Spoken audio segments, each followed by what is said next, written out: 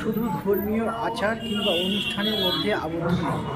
এবার দুর্গাপুজো মধ্যে জুড়েছে স্বাভাবিকভাবে সমাজের নানান পরিবর্তনের কথা, বিদ্রোহের কথা, সাধারণ মানুষের দাবি দেওয়ার কথা পুজোর মধ্যে উঠে আসছে।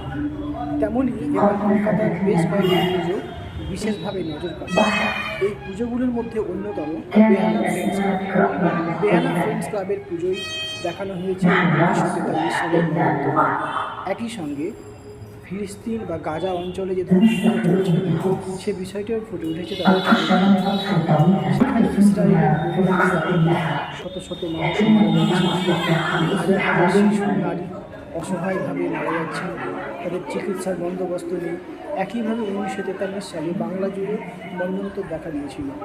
ঠিক বাংলার যে দুর্ভিক্ষ আর বর্তমানে ইসরায়েল এর আক্রমণের ফলে ফিলিস্তিন বা গাজা অঞ্চল জুড়ে যে ভয়াবহ পরিস্থিতি তৈরি হয়েছে, এই বিষয়টিকে সুন্দরভাবে তুলে ধরেছে বেহালা ফ্রেন্ডস ক্লাব। সেখানে ঠাঁই পেয়েছে বিশিষ্ট কবিদের কবিতা, একই সঙ্গে বাংলার সুকান্ত ভট্টাচার্যের কবিতাও ঠাঁই মিলেছে এই থিমে। সুন্দর একটি পুজো যা মানুষের নজর কেড়েছে, একই সঙ্গে পুরস্কারও জিতে